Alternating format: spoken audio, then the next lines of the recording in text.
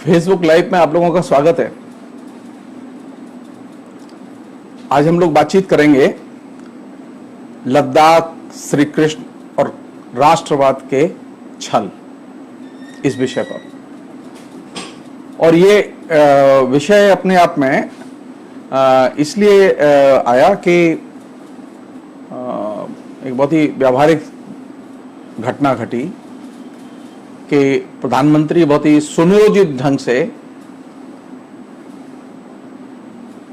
लेह और लद्दाख पहुंचे और लेह लद्दाख पहुंच के उन्होंने वहां से दो महत्वपूर्ण ब्रॉडकास्ट किए।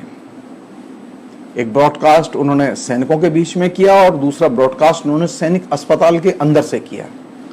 और ये अपने आप में मतलब बहुत ही रोचक चीज है कि जो इवेंट कल्चर है पीएम की, उस इवेंट कल्चर का किस हद तक प्रसार हो सकता है इसे समझा जाना चाहिए और इसकी जरूरत क्यों पड़ती है बार बार। प्रधानमंत्री को अगर दिलचस्पी थी और सैनिकों से मिलना था और सैनिकों से बात करनी थी, आराम से जाते, बात करते, मिलते, उनकी खबर लेते, उन्हें भरोसा दिलाते और चले आते। लेकिन प्रधानमंत्री ने यह न करके पूरी एक व्यूह रचना रची और लगा कि लद्दाख को तो अब लिबरेट कराना है, इसलिए वो प्रधानमंत्री गए हैं।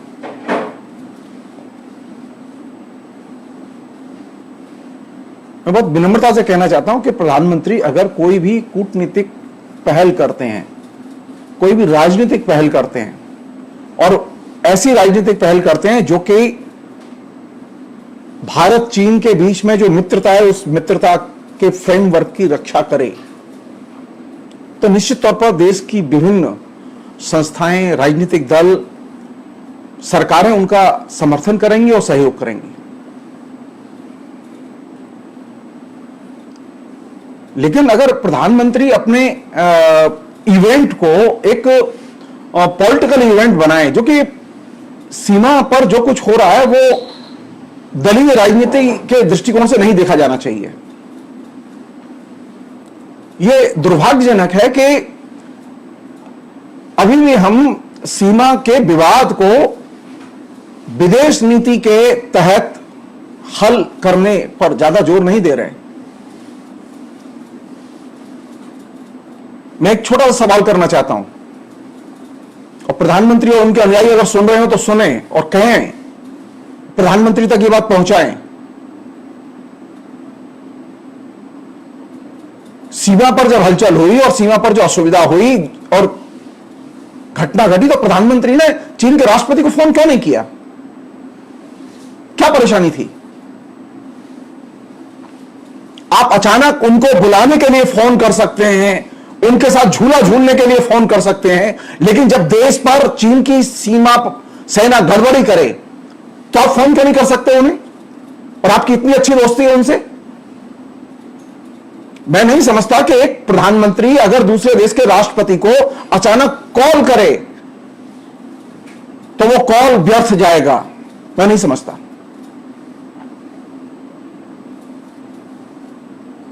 कहीं कोई ऐसी चीज घटी है जिसकी कि हमको जानकारी नहीं है, क्योंकि वो जो जगह है जहां विवाद है, मैं थोड़ा सा उसके बारे में बाद में आऊंगा। मेरा सिर्फ छोटा सा कहना यह है कि अभी तक 3 बार हमारे सेना के जो लेफ्टिनेंट जनरल हैं वो आपस में मिल चुके हैं। चाइना के लेफ्टिनेंट जनरल और भारतीय सेना के लेफ्टिनेंट जनरल के बीच में 3 बैठकें हो चुकी हैं और 2 बैठक विदेश मंत्री स्तर पर हो चुकी हैं। इसके बावजूद अगर ये डेडलॉक से चीजें नहीं निकली हैं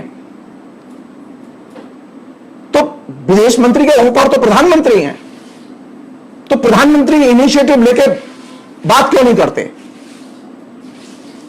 क्या वजह है?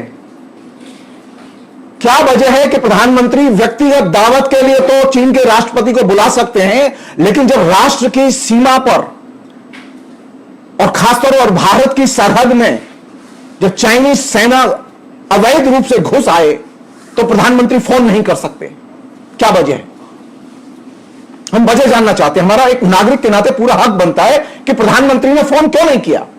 अभी भी समय है, अभी भी समय है कि इस डेडलॉक को ब्रेक करने के लिए प्रधानमंत्री अपने स्तर पर सीधे राष्ट्रपति से हस्तक्षेप करने की मांग करें कि वो सेना को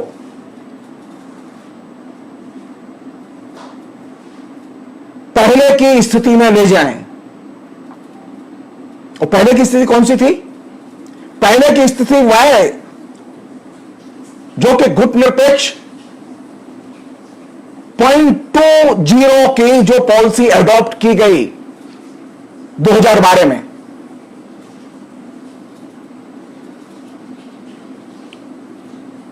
ये जो नीचे जो मीडिया है, जो भोपो मीडिया है, ये भोपो मीडिया और बीजेपी के लोग ये झूठ बोलना बंद करें।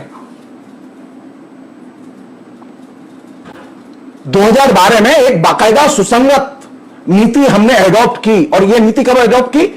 तकरीबन 96 मीटिंग हुई विदेश मंत्रालय के अधिकारियों के, दोनों देशों के विदेश मंत्रालय के अधिकारियों को के बीच में सीमा विवाद को लेकर। और ये कब से हो रही है? ये सन 62 की घटना के बाद से हो रही है लगातार।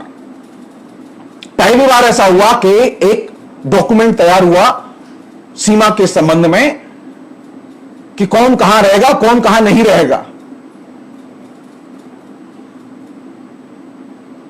जिसे नॉन अलाइनमेंट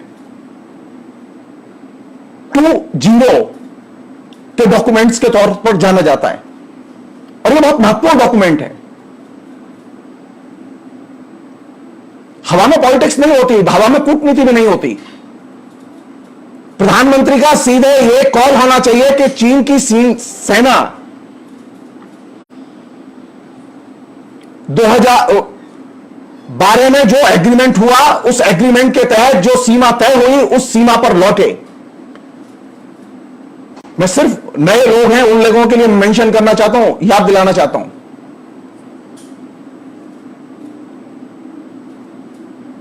जब ये डॉक्यूमेंट साइन हुआ 2012 में, तो उसके बाद में 2013 में चीन ने एक बार दुस्साहस किया था,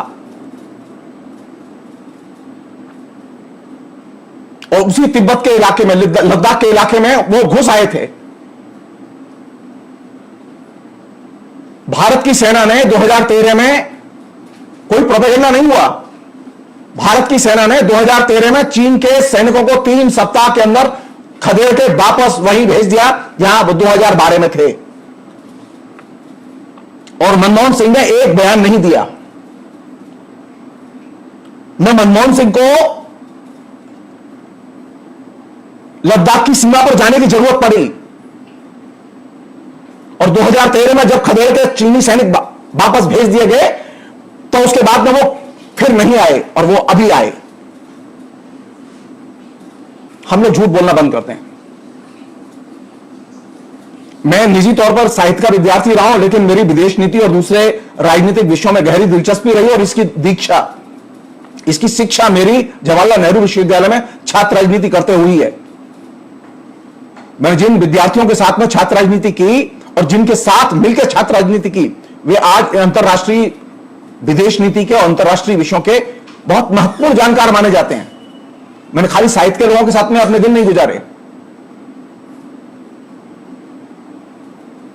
तो मैं आपके बीच में जब आया हूं, तो मेरे पास में कुछ बहुत ही सॉलिड इनपुट है। और वो इनपुट क्या है? वो इनपुट यह है कि जो आपने 2012 में जो पॉलिसी डॉक्यूमेंट सीमा के बारे में चाइना के साथ में साइन किया था, चीन की सेनाएं वहां वापस लौटें, यह इंफेसिस होना चाहिए।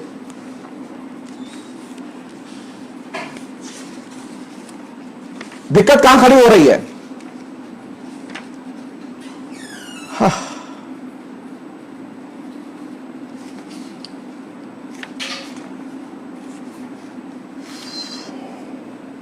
दिक्कत यहां खड़ी हो रही है कि कूटनीतिक इनिशिएटिव को प्रधानमंत्री के व्यक्तिगत विंग्स और इच्छाओं पर छोड़ दिया गया है। विदेश नीति किसी व्यक्ति की, चाहे वो प्रधानमंत्री हो, चाहे वो विदेश मंत्री हो, चाहे वो कोई हो, किसी भी व्यक्ति के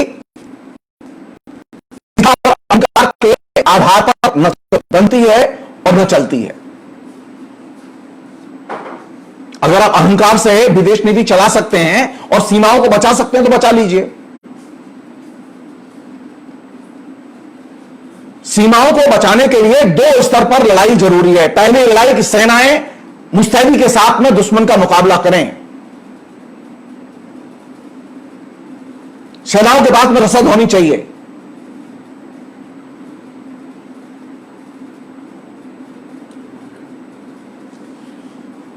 प्रधानमंत्री सोचें इस बात को कि चूक कहां हुई थी। बॉर्डर पर जब हमारे सैनिक वहां अनुपस्थित थे या कम थे, वैसी स्थिति में ही तो चीन ने अवैध कब्जा किया और अपनी पोस्ट बनाई, और वे अब पीछे नहीं हट रहे। और कितने दिन हो गए इस बात को?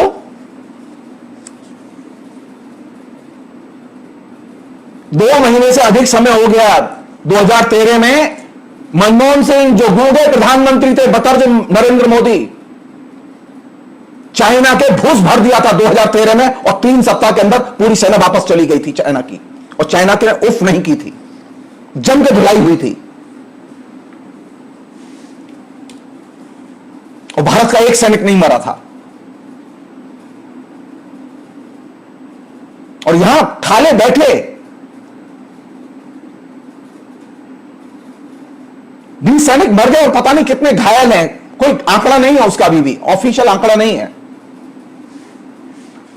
कम से कम जब परसों प्रधानमंत्री अस्पताल में गए थे तो घायल सैनिकों के साथ में खड़े होकर अपना फोटो खिंचवा लेते तो पता चल जाती कितने लोग घायल हुए हैं। पॉपुलिज्म की और एक रद्दी किस्म के पॉपुलिज्म की एक सीमा होती है, असीम स्तर पर, वो भी विदेश नीति और कूटनीति के स्तर पर। सो हमारी पहली मांग है कि चाइना की सरकार से प्रधानमंत्री अपना इनिशिएटिव लेके पहल करके बात करें और चाइना पर दबाव डालें, कूटनीतिक दबाव डालें।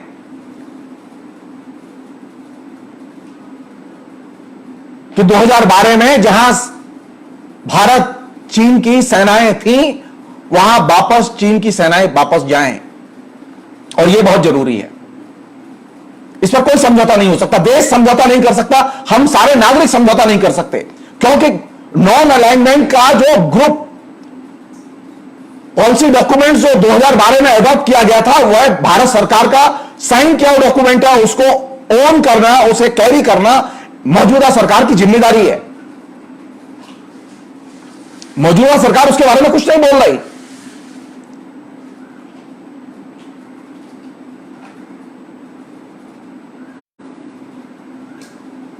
आप किन टोटकों से और अंधविश्वासों के चाइना लड़ना चाहते हैं? चाइना सबसे ज्यादा भयानक अंध राष्ट्र बने। अपने एक ब्रॉडकास्ट में विदेश नीति के सवाल पर मैंने ये बात रखी थी, और जिस दिन ये घटना हुई थी, सैनिक मारे गए थे, उसके दूसरे दिन ही वो ब्रॉडकास्ट था आपके बीच में, आप देख सकते हैं फेसबुक पर। मैंने संदेह व्यक्त किया था और मेरा संदेह सही निकला।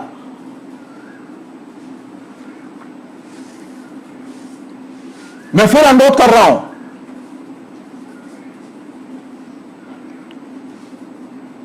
कूटनीति में अहंकार की कोई जगह नहीं है, और कूटनीति में मैं ताकतवर, मैं की कोई जगह नहीं है। हम शांति के पक्षधर हैं और हम शांति के लिए हर कीमत देने को तैयार हैं।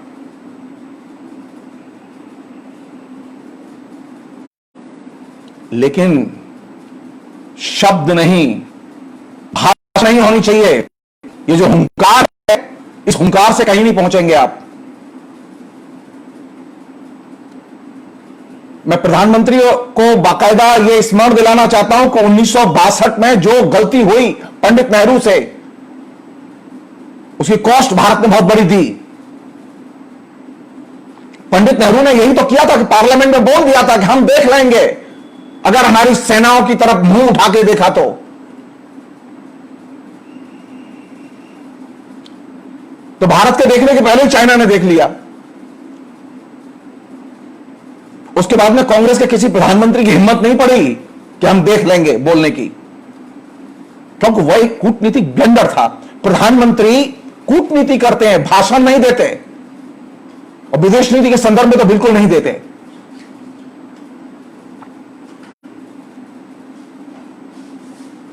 आप रिकॉर्ड उठा के देखिए, कांग्रेस के कितने प्रधानमंत्री हुए और उन्होंने कभी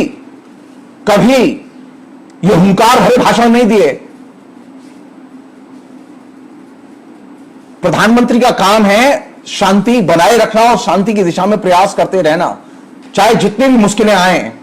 और विदेश नीति का क्षेत्र कूटनीति का क्षेत्र है। यह कूटनीति होती है ब्रेन से, बंदूक से नहीं।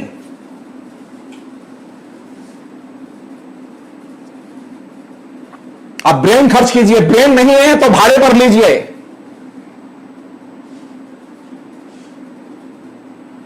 तो चाइना के साथ में जो अभी जो कंडीशन है, उस पर मेरी पहली मांग यही है कि प्रधानमंत्री इनिशिएटिव लें और चीन के राष्ट्रपति से बात करें और कहें कि हमारे आपके बीच में शिखर स्तर की वार्ता हो। और 2012 का जो मूल्यवान डॉक्यूमेंट जो चाइना और भारत के बीच में साइन किया गया, पॉलिसी डॉक्यूमेंट है सीमा के बारे में, उस डॉक्यूमेंट को रीइटरेट किया जाए, नए सिरे से दोनों देश की सेनाएं उन जगहों पर वापस पहुंचाई जाएं जो उस डॉक्यूमेंट्स में आइडेंटिफाई किए गए हैं। और इस डॉक्यूमेंट के लिए आप मनमोहन सिंह को धन्यवाद दीजिए।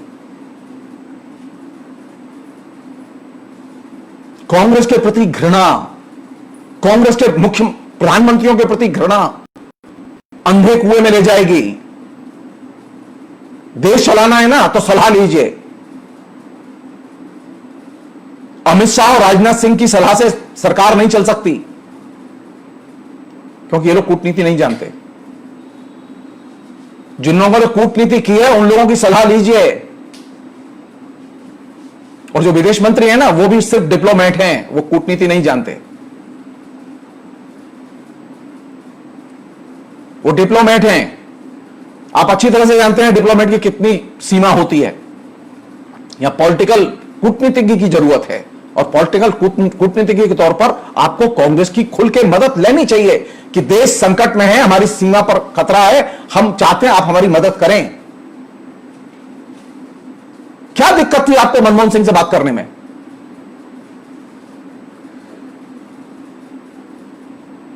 क्या दिक्कत है कि आपको जब भी कोई क्राइसिस आता है, सीरियस क्राइसिस आता है, तो आप किसी से बात नहीं करते और सारे देश को क्राइसिस में फेंक देते हैं आप।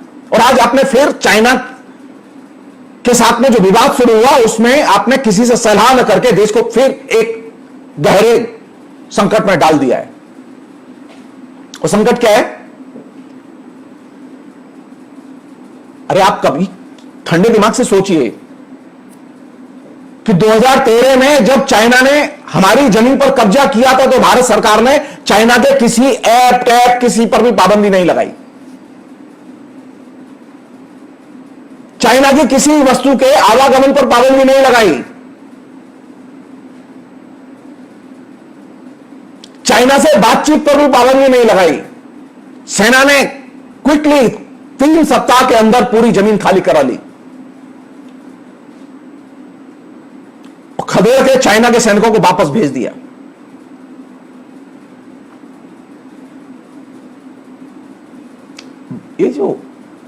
ये शब्दवीर की तरह आप घूम रहे हैं और शब्दवीर के बहाने आप पूरे के पूरे देश को मतलब एक उन्माद में भर देना चाहते हैं। ये ठीक नहीं है, विदेश नीति के लिए एकदम ठीक नहीं है।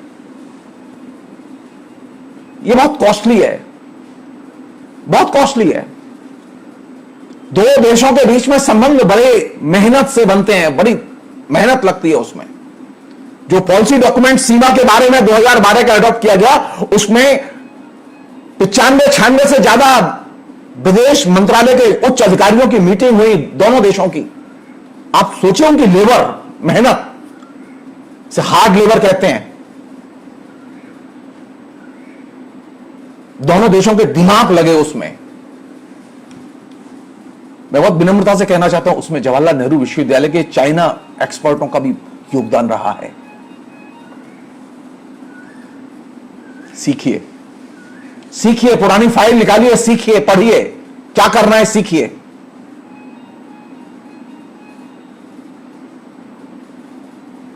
सिर्फ कांग्रेस के प्रति नफरत पाल के आप अपने ही विवेक पर पर्दा डालेंगे, अपने विवेक को नष्ट करेंगे। एक अन्य चीज, और वो महत्वपूर्ण चीज, प्रधानमंत्री ने लद्दाख में भाषण दिया, बहुत अच्छी बात है। जो कुछ कहा कोई दिक्कत नहीं है उसमें, सिर्फ एक सवाल का जवाब दो। प्रधानमंत्री से मेरा यह अनुरोध है कि वह एक सवाल का जवाब दे। वो जहां पर भी जाते हैं वहां के स्थानीय कल्चर को वो जरूर एड्रेस करते हैं, और वहां के स्थानीय कल्चर के जो प्रमुख हैं उनको एड्रेस करते हैं। मेरा सवाल यह है कि लद्दाख में, लेह लद्दाख में मैं 2 बार जा चुका हूं, और विभिन्न तरह के लोगों के बीच में मैंने काफी लंबा समय अपना खर्च किया और वहां उनसे सीखा।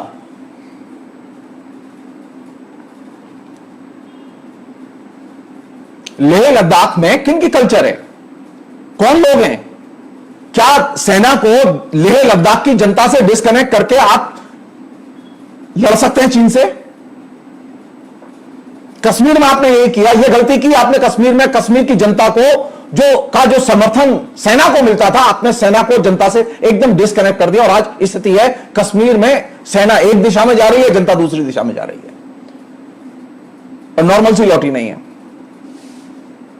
और आप जब भाषण देने गए, आपके भाषण का आप जानते हैं दाम है, कीमत है। आपको बौद्ध धर्म की और महात्मा बुद्ध की याद क्यों नहीं आई? लेह लद्दाख में एक मंदिर नहीं है श्री कृष्ण का। लेह लद्दाख में 5 लोग नहीं है कृष्ण की पूजा करने वाले, लेकिन आपको कृष्ण और सुदर्शन चक्र लेह लद्दाख में याद आया। जिस लेह लद्दाख में हर घर के सामने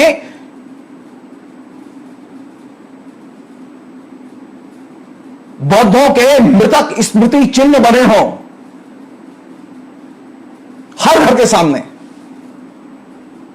सैकड़ों बौद्ध मंदिर हों, उस लेह लद्दाख में आपको बौद्ध याद नहीं आते?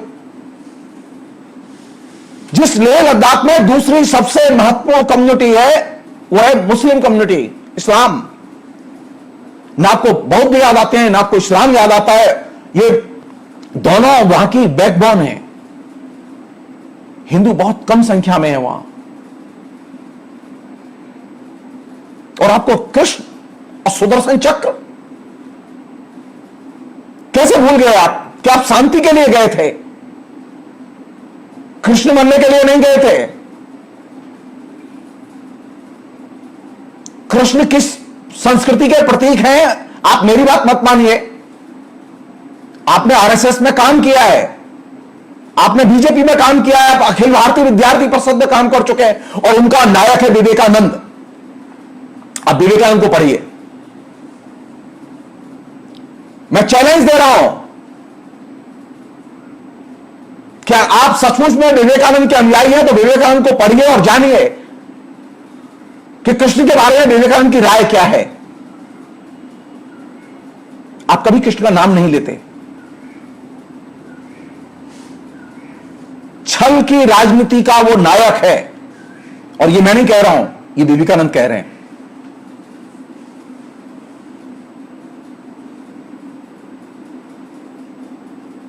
तो आपने पहला काम क्या किया कि आपने लोकल जो धार्मिक मान्यताएं हैं, आस्थाएं हैं लोगों की, आपने उनका महत्व ही नहीं समझा।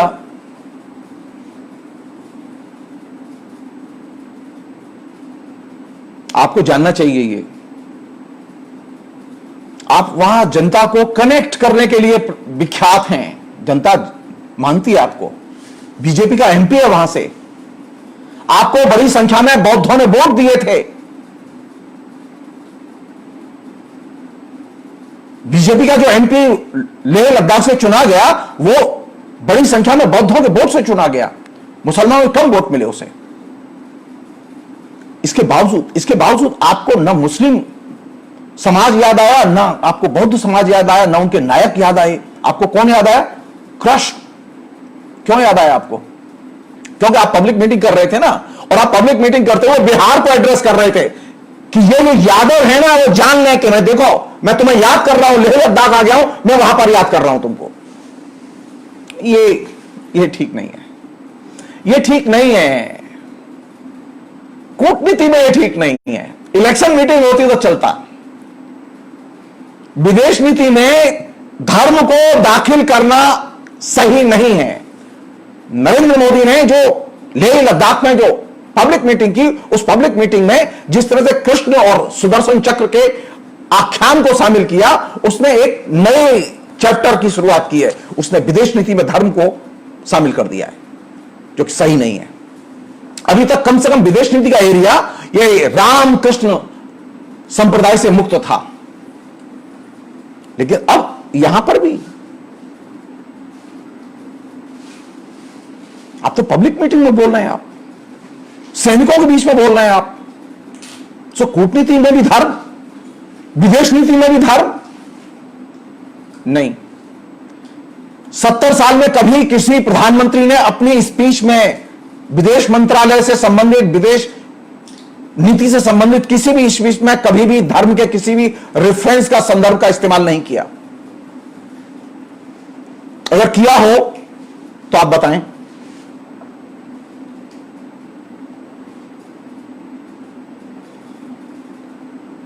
ये ठीक नहीं है। बिहार में चुनाव तो आप वैसे भी जीत जाएंगे, बिहार में चुनाव आप हारेंगे थोड़ा ही। अरे आपके पास में ताकत है, पैसा है, आपके पास में बाहुबल है, उससे भी बड़ा आपके पास में बैलेट पेपर को वोट में बदलने की मशीनरी है, जिसे कहते हैं साइंटिफिक रिगिंग। अब बिहार में तो जीत जाएंगे। आप काहे को ये विदेश नीति में धर्म को घुसेड़ दिया आपने? क्या जरूरत थी इसकी?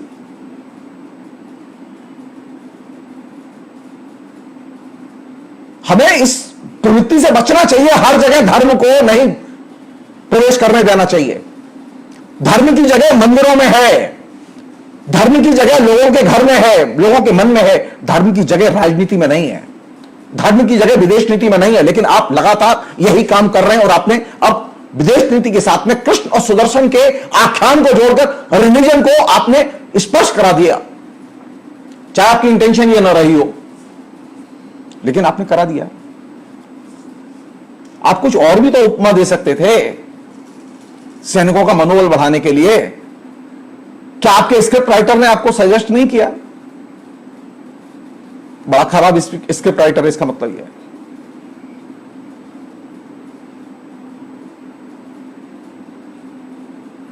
एक अन्य पहलू जो इस पूरे के पूरे विमर्श का हिस्सा है,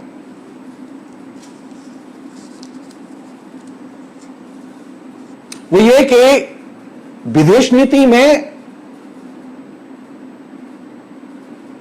राष्ट्रवाद का इस्तेमाल हम तब करते हैं जब युद्ध की स्थिति होती है। युद्ध की स्थिति में हमारे साथ पाकिस्तान, चाइना का कोई युद्ध नहीं हो रहा है। एक बहुत छोटी सी घटना घटी है कि उन्होंने कुछ हमारी जमीन पर कब्जा कर लिया है। युद्ध नहीं कहते इसे। विदेश नीति में राष्ट्रवाद के एलिमेंट्स का हम लोग सिर्फ युद्ध के समय इस्तेमाल करते रहे हैं, लेकिन जब युद्ध नहीं होता तो हम राष्ट्रवाद का इस्तेमाल नहीं करते। लेकिन आपने 6 साल से कॉन्स्टेंटली विदेश में नेशनलिज्म को आपने अनिवार्य दिया है। इससे विदेश नीति क्षतिग्रस्त हुई है और आपके दोस्त घटे हैं, यानी भारत के दोस्त घटे हैं। कल तक जो भारत के मित्र थे, आज वे भारत के मित्र नहीं हैं।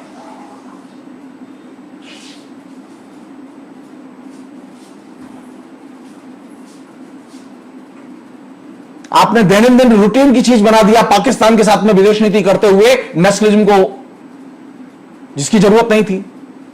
आप पाकिस्तान से हेट कर सकते हैं, आप पाकिस्तान से असहमत हो सकते हैं, पाकिस्तान को एकदम शत्रु घोषित कर सकते हैं, बिना युद्ध के आप नेशनलिज्म का विदेश नीति में इस्तेमाल क्यों कर रहे हैं?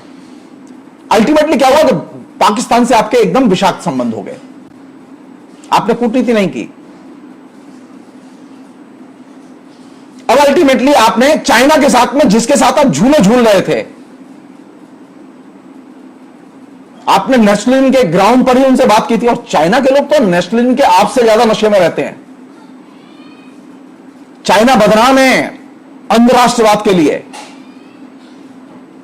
और चाइना को वे लोग अच्छे लगते हैं जो अंधराष्ट्रवादी होते हैं। चाइना उनसे डरता है जो अंधराष्ट्रवादी नहीं। चाइना को मनमोहन सिंह से डर लगता था क्योंकि मनमोहन सिंह अंधराष्ट्रवादी नहीं थे, लेकिन चाइना को बीजेपी से कोई डर नहीं लगता क्योंकि वो जानते हैं कि अंधराष्ट्रवादी हैं और ये कभी भी उसके ट्रैप में फंस सकते हैं, और फंस गए। अंधराष्ट्रवाद का प्रत्युत्तर अंधराष्ट्रवाद नहीं है बल्कि विवेकवाद है और उदारतावाद है और विदेश नीति की कूटनीति है।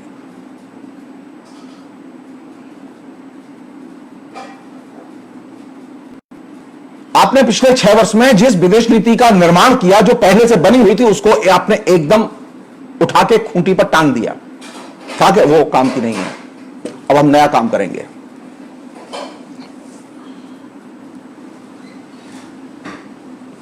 तो आपने नई विदेश नीति कैसी बनाई?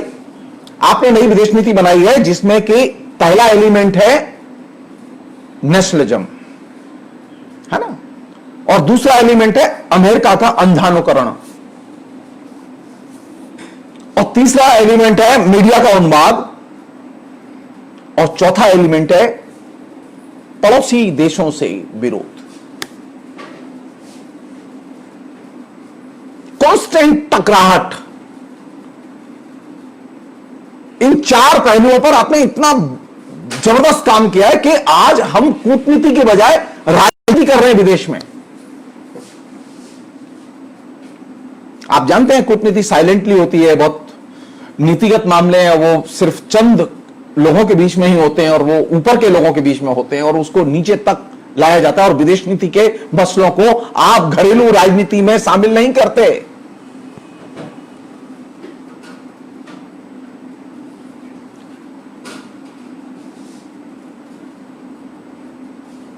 प्रधानमंत्री नरेंद्र मोदी ने विदेश नीति के जो नए फ्रेमवर्क को निर्मित किया, जिसमें राष्ट्रवाद, अमेरिकी अंधानुकरण, मीडिया उन्माद और पड़ोसी देशों से टकराहट, इसने एक नई स्थिति को जन्म दिया है। और नई स्थिति क्या है? नई स्थिति यह है कि इन चारों चीजों ने विदेश नीति से कूटनीति कर दिया है। अब कूटनीति नहीं है। कूटनीति के नाम पर आपने अमेरिकी अंधानुकरण को आपने एक महत्वपूर्ण उपकरण बना दिया और एक कंपलसरी चीज बना दिया है।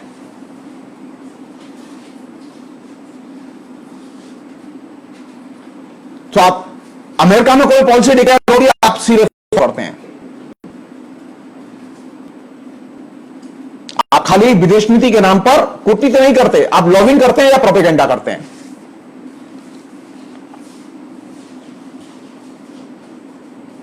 और यह मेजर शिफ्ट है आपकी विदेश नीति में, लॉबिंग और प्रोपेगेंडा और अमेरिकी नीति का अंधानुकरण। मैंने फेसबुक पर लिखा था, मैंने वो लेख भी लिखा था और मित्रों को शेयर भी किया था। ये नया जब नागरिकता कानून बना तो मैंने ये बात लिखी थी कि नए नागरिकता कानून की नकल कहां से की गई? अमेरिका के ट्रंप की पॉलिसी थे। अब ट्रंप ने अपने इलेक्शन को जीतने के लिए नया खेल खेला है, चीनी वस्तुओं का बहिष्कार, चीन पर आर्थिक प्रतिबंध लगाए जाएं, चीन का अंध विरोध, और आपने ठीक इस ट्रंप की नीति का अनुसरण करते हुए भारत में ठीक चीनी वस्तुओं के बहिष्कार के नारे को व्यवहार में लागू कर दिया, बिना बोले लागू कर दिया।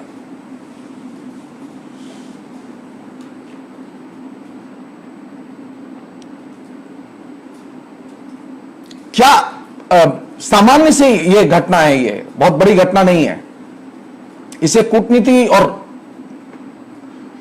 स्थानीय स्तर पर सैनिक पहल के जरिए हल किया जा सकता है जो सीमा विवाद है, लेकिन उसके लिए आपने चीनी वस्तुओं के बहिष्कार को एक महत्वपूर्ण मुद्दा बना दिया जो कि ट्रंप का इशू था। प्रधानमंत्री जी, आप अच्छी तरह से जानते हैं अमेरिका बहुत सक्षम देश है और भारत बहुत सक्षम देश नहीं है।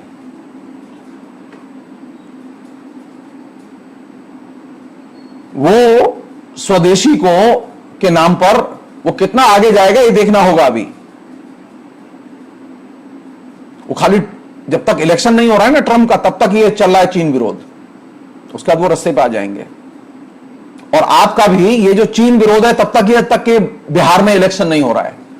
बिहार में इलेक्शन तक आप भी चीन का बहिष्कार करते रहेंगे, विरोध करते रहेंगे, क्योंकि अब बिहार में कोई इशू नहीं है आपके पास, अब डेवलपमेंट इशू नहीं है।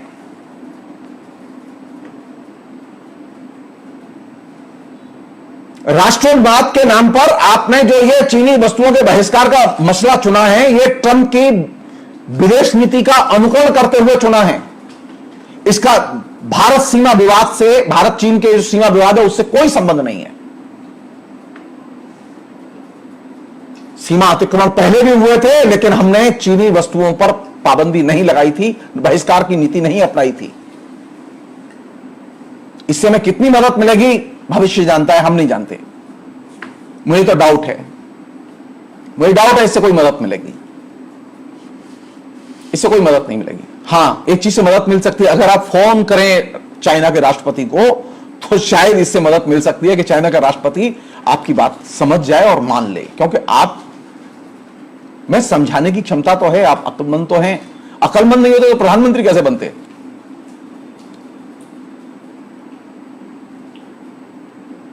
थोड़ा सा कूटनीति में अपनी गुजराती बुद्धि लगाइए, जिससे कि चाइना के राष्ट्रपति का दिमाग हमारी तरफ आए, वो समझे इस बात को।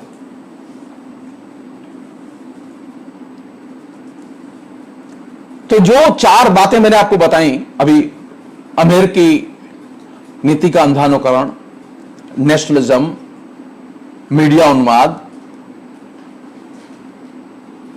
और पड़ोसी देशों के साथ में टकराहट, इसमें पांचवा एलिमेंट हुआ है चीनी वस्तुओं का बहिष्कार। तो अब ये पांच चीज मिलके भारत की विदेश नीति बनाती हैं, इसमें कूटनीति कहीं नहीं है। अब इसमें एक ये जो चीनी वस्तुओं के बहिष्कार में एक और चीज की है, वो ये कि अब घरेलू स्तर पर हर गली मोहल्ले में अब चीनी वस्तुओं के नाम पर सामाजिक ध्रुवीकरण और राजनीतिक ध्रुवीकरण की प्रक्रिया शुरू कर दी गई है। और यह काम मीडिया और साइबर सेल, जो बीजेपी का बहुत पावरफुल सेल है, उसे सौंप दिया गया है। यानी अब आप सरकार के स्तर से यह काम नहीं कर रहे, आपकी विदेश नीति को कैरी आउट कौन कर रहे हैं? आपकी विदेश नीति को कैरी आउट वे लोग कर रहे हैं जिन्होंने विदेश नीति का ABCD नहीं पढ़ा है, मीडिया सेल के लोग। वे जो मन में आ रही है लिख रहे हैं, जो मन में आ रही है लज्जित कर रहे हैं, गंदी गंदी पोस्ट लिख रहे हैं। क्यों? क्योंकि उनको एक ही संदेश है, उन्माद करो। सो विदेश नीति का मीडिया और साइबर सेल से कोई संबंध नहीं होता था भारत में पहले।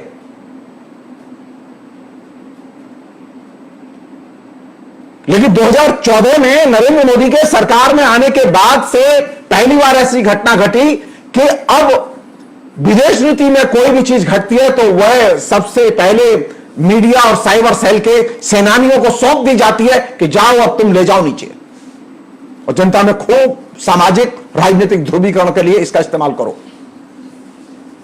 विदेश नीति होती थी दो देशों या भारत और उसके बाहर जो देश है उनके बीच में जो नीतिगत प्रश्न है उनको हल करने के लिए।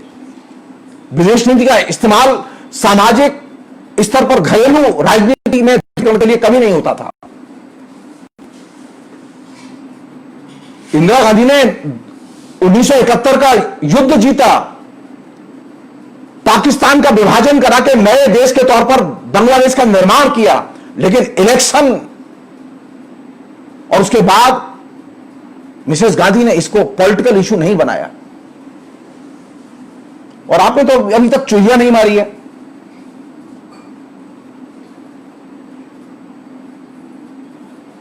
और आप के सेनानी बिल्कुल लगे रहते हैं ऐसे जैसे पता नहीं नरेंद्र मोदी कितनी चोटियां जीत लाए हैं और नरेंद्र मोदी के 6 साल के कार्यकाल में पाकिस्तान के कितने इलाके दखल कर लिए गए हैं और चाइना के कितने इलाके दखल कर लिए गए हैं? कुछ भी नहीं हुआ,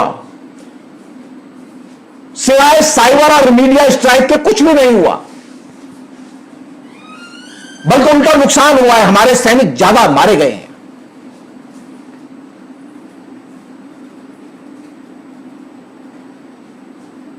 तो विदेश नीति से ये जो मीडिया और साइबर सेल है, इसको अलग कीजिए। अगर भारत की इज्जत और प्रतिष्ठा को बचाना है,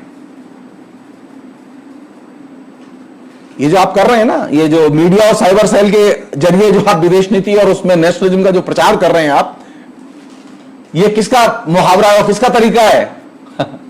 ये चाइना की कम्युनिस्ट पार्टी का तरीका है जो अभी चाइना इस्तेमाल करता है। सो आपका आदर्श नेता कौन है? चाइना, ठीक? और लड़ना किससे चाहते हैं? चाइना से ही। वाह, संभव है, संभव है। चाइना की उपासना करके चाइना को पराजित करना, चाइना को देवता बना के, चाइना के मार्ग पर चल के चाइना को जीतना संभव है? बिल्कुल संभव नहीं है। चाइना विस्तारवादी था, आज भी है, आपके बोलने के पहले भी था, लेकिन भारत के किसी प्रधानमंत्री ने इस शब्द नहीं किया। मनमोहन सिंह किया, मनमोहन सिंह के पहले किसी और प्रधानमंत्री ने किया। चाइना को विस्तारवादी हमने नहीं कहा, क्योंकि हम विशेषणों में राजनीति नहीं करते। चाइना हमारे लिए एक देश था और उसकी विदेश नीति जो थी उसकी हम आलोचना करते थे और हम कोशिश करते थे कि वह हमारे साथ में पंचशील के सिद्धांतों पर एक मत हो। वो बार बार छूट के जाता था, हम बार बार पकड़ के लाते थे, क्योंकि उसके अंदर भी वही बीमारी थी जो आपके अंदर है और आपके दल में है, राष्ट्रवाद की बीमारी। विदेश नीति में राष्ट्रवाद का जो भी इस्तेमाल करेगा वह अपने पड़ोसियों से आए दिन सिर फुटौल करेगा, और चाइना करता रहा है। चाइना के सीमाएं 12 देशों से जुड़ती हैं और 12 में से कोई देश ऐसा नहीं जिसके साथ में उसकी सिर फुटौल ना हुआ हो। सो नेशनलिज्म में अगर रहेगा तो सिर फुटौल तो होगी। सो विदेश नीति शांति के मार्ग पर चले। विदेश नीति पड़ोसी देशों के साथ और अन्य देशों के साथ मित्रता के संबंध बनाने में हमारी मदद करे। इसके लिए जरूरी है कि विदेश नीति में कूटनीति पर जोर हो, राजनीति पर नहीं। विदेश नीति का हम राजनीतिक हित और लक्ष्य पूरा करने के लिए इस्तेमाल न करें। अरे आप लोगों से वोट मांगिए कह के कि आपने कितने गैस के चूल्हे दिए, जैसा कि आप कहते रहे हैं। आप वोट मांगिए कि आपने कितना अभी कोरोना में लोगों के खाते में पैसा पहुंचाया। आप वोट मांगिए। आप वोट नेशनलिज्म और चाइनीज वस्तुओं के बहिष्कार के नाम पर आप माहौल क्रिएट करके क्यों हिंदुस्तान की जो राजनीति उसे और विषाक्त बनाना चाहते हैं?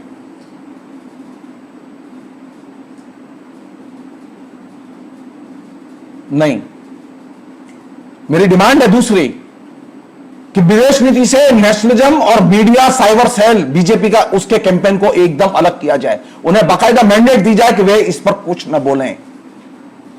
जो कुछ बोलना है विदेश मंत्रालय बोलेगा और जो कुछ बोलना है प्रधानमंत्री बोलेगा।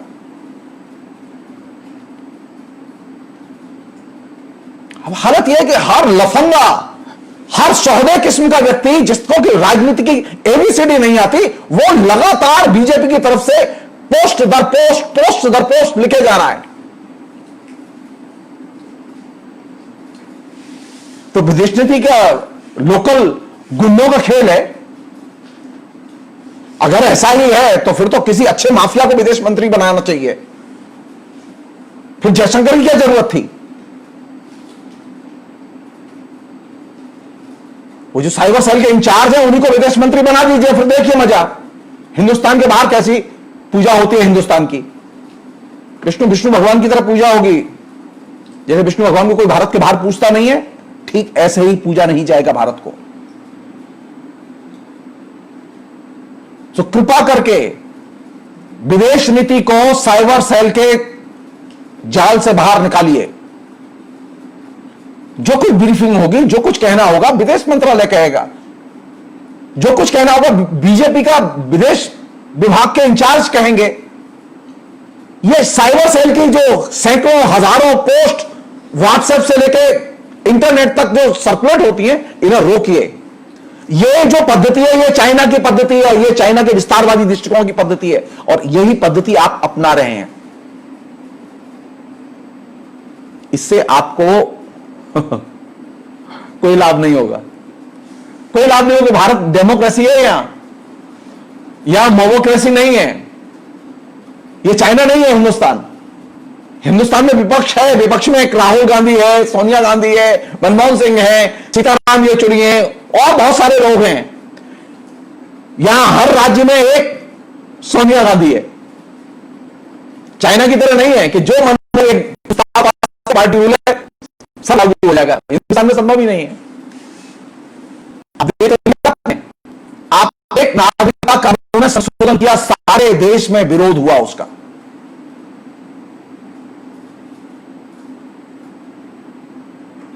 सो प्लीज ये चीज समझने की कोशिश करें कि ये डेमोक्रेसी का देश है, लोकतंत्र का देश है। ये भीमतंत्र का देश नहीं और एक पार्टी का देश नहीं है। चाइना में कम्युनिस्ट पार्टी के नाम पर एक ही दल की सत्ता और वहां डिक्टेटरशिप है, और ऐसी वैसी डिक्टेटरशिप नहीं है, बहुत ही थर्ड ग्रेड किस्म की डिक्टेटरशिप है। जिस राष्ट्रपति के साथ अभी झूला झूल रहे थे ना आप कुछ दिन पहले, वो राष्ट्रपति अपनी पार्टी में ही लोगों को दमन करने के लिए बदनाम है। कभी मौका लगा चाइना में जो चल रहा है उस पर हम विस्तार से बात करेंगे आपसे। हमसे भी बहुत विनम्र लोग जाते हैं के राष्ट्रपति कम्युनिस्ट पार्टी के कदम पर बीजेपी और उसका मीडिया प्रचार करने के और भी तरीके हैं, बातें कहने के और भी तरीके हैं। एक अन्य पहलू ये कह के और मैं ये बातचीत यहीं फिलहाल रोकूंगा, वो ये कि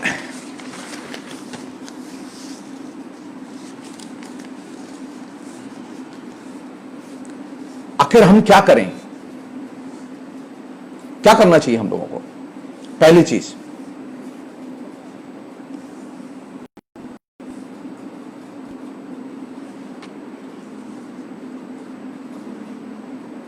ये 9 सप्ताह से अधिक गुजर चुके हैं इस तनाव को जो सीमा पर है। इस तनाव से निकलने का अब तक जो निचले स्तर पर, जैसे मैंने आपसे कहा, 2 बार विदेश मंत्री बात कर चुके हैं, 3 बार सेना के अफसर बात कर चुके हैं आपस में। इससे कम से कम बॉर्डर पर फिलहाल एक शांति लौटी है। लेकिन हमें यही नहीं रुकना चाहिए, हमें इस कूटनीतिक प्रयास को ऊपर शिखर लेवल पर ले जाना चाहिए और एक नया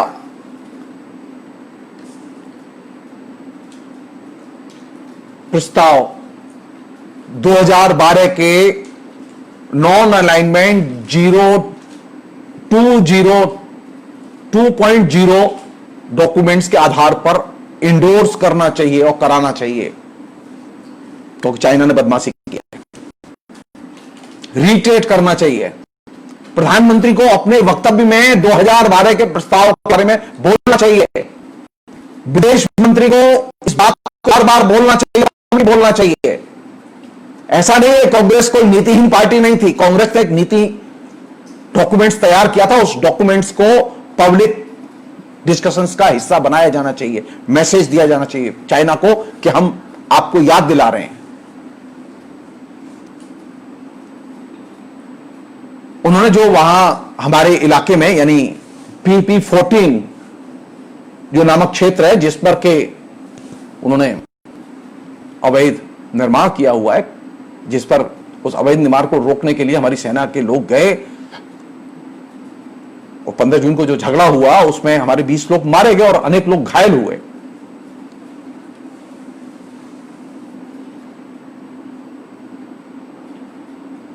उसके अलावा भी एक अन्य क्षेत्र जहां पर कि चीनी घुसने की कोशिश कर रहे और उसने कुछ जमीन कब्जे में ले ली है। इन दोनों ही स्थानों को खाली कराने के लिए दबाव बनाया जाना चाहिए और कोशिश की जानी चाहिए। आपने जो अभी प्रयास किया है वो ठीक है, वो स्वागत योग्य है कि आपने वहां पर हमारे सेना के जवानों के पास में हथियार नहीं थे, वतन गाड़ियां नहीं थी, प्रक्षेपास्त्र नहीं थे, युद्ध बम वर्षक विमान नहीं थे, ये सब चीजें नहीं थी, आपने सब वहां जुगाड़ कर दिया है। लेकिन आप अच्छी तरह से जानते हैं कि बहुत दिन तक इसे रखना संभव नहीं होगा। जाड़े जब आएंगे तो बहुत मुश्किल होगी, बहुत खर्चीला है ये मामला।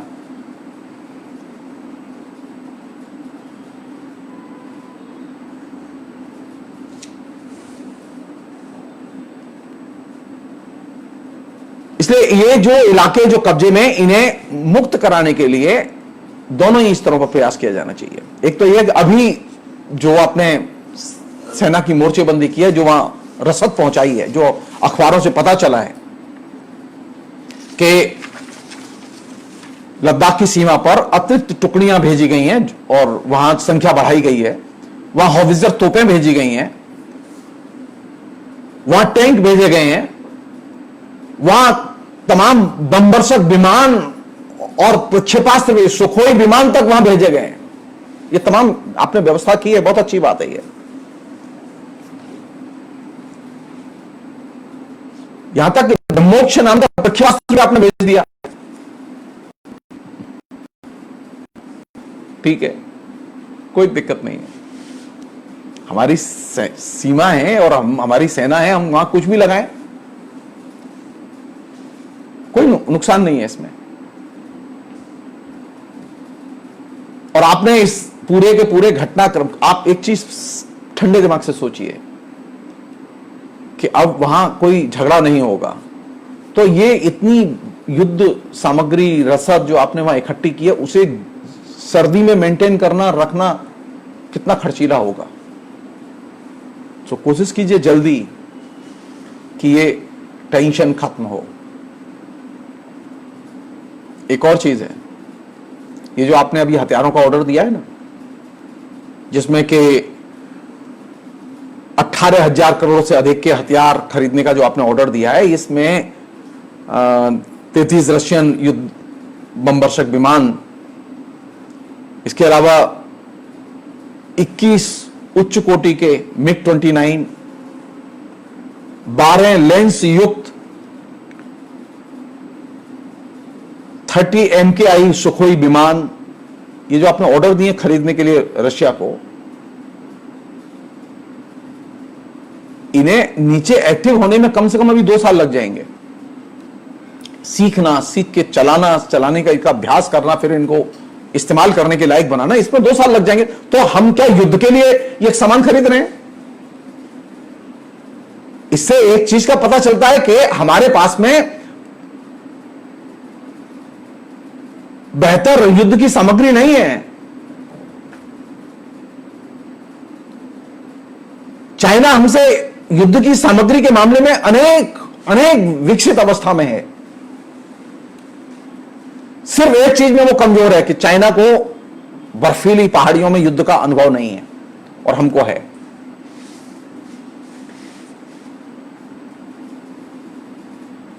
चाइना ने किसी से युद्ध नहीं किया है, सिर्फ एक वियतनाम को छोड़ के, जिसमें उसे मुंह की खानी पड़ी।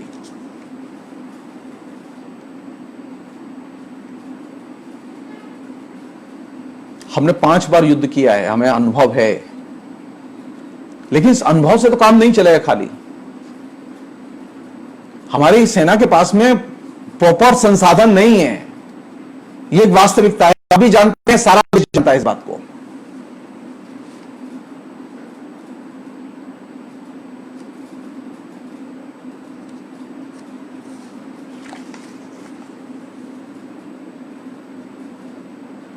आखिर में आपने जो ये विपक्षी दलों की जो मीटिंग बुलाई, जिसमें ब्रीफिंग दी,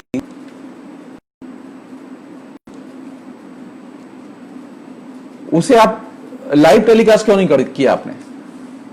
आप खाली डिटेल्स लाइव टेलीकास्ट कर देते हैं। जैसे आप अभी आप सीमा पर गए और आप भाषा, वो लाइव टेलीकास्ट हो गया, तो कम एक वक्तव्य जो आपने दिया था, मुझसे क्या है कि आपने मीटिंग में जो कहा और मीटिंग के बाद जो कहा, फिर उसके बाद में विदेश मंत्रालय ने जो कहा, उसके बाद में रक्षा अधिकारियों ने जो कहा, उसके बाद में आपके कैबिनेट मिनिस्टर जो पूर्व सेनापति हैं BK सिंह ने जो कहा, इन सारी चीजों ने एक अटर कंफ्यूजन पैदा किया है। तो एक अंतिम अनुरोध, आप ये बताएं, प्रधानमंत्री नरेंद्र मोदी अपने नाम से एक बयान, एक ट्वीट जारी करके ये बताएं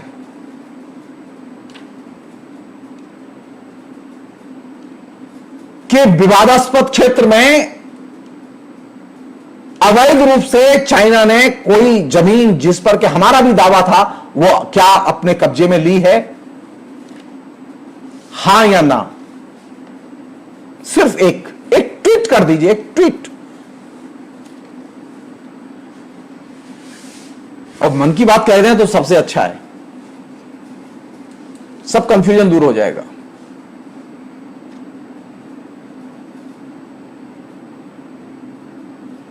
अंत में सुदर्शन चक्र से आप जीतने वाले नहीं हैं। आधुनिक लड़ाइयां सुदर्शन चक्र और भगवान कृष्ण के नाम से नहीं लड़ी जाती और न जीती जाती हैं। ये अंधविश्वास है।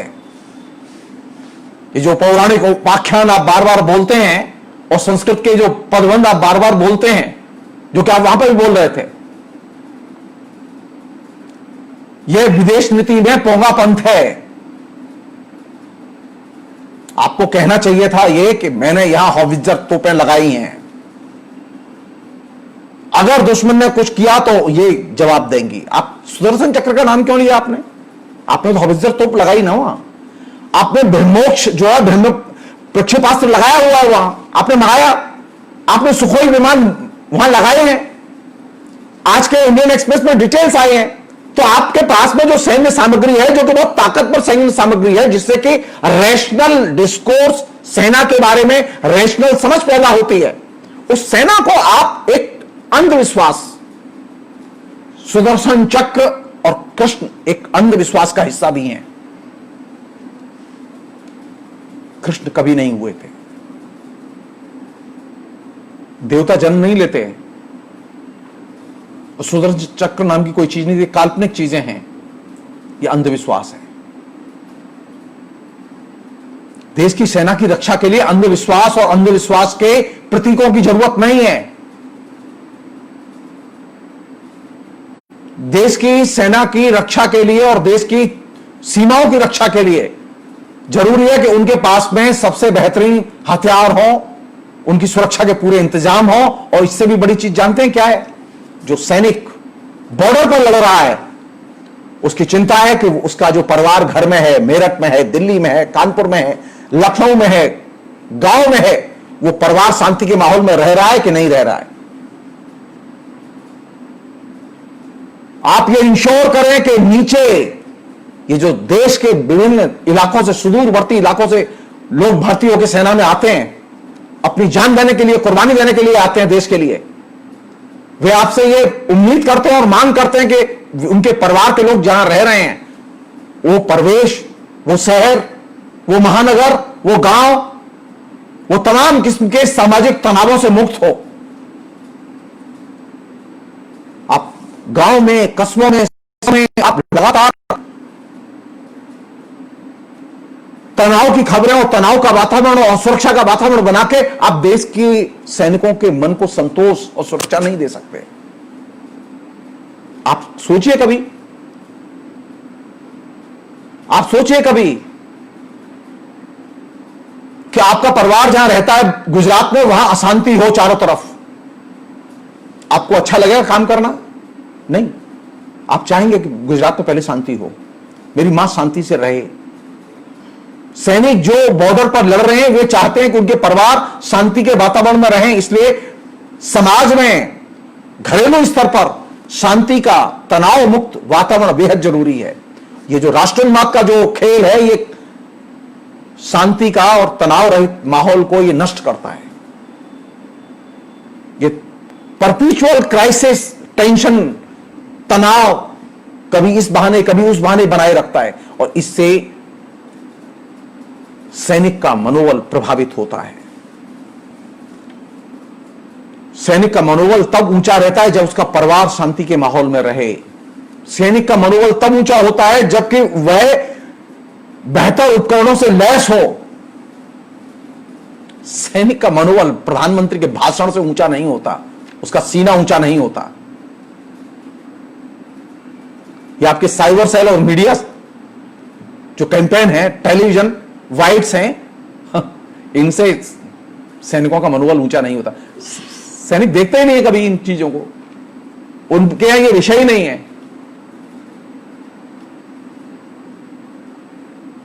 तो सीमाओं पर शांति की जरूरत है, इसलिए क्योंकि सैनिक हमारे खुशहाल रहें और सैनिकों का मनोबल ऊंचा रहे। इसके लिए जरूरी है कि हमारे घरेलू जीवन में भी शांति रहे, और घरेलू जीवन में शांति के लिए जरूरी है कि बीजेपी और उनके सहयोगी संगठन राष्ट्रवाद का प्रचार बंद करें।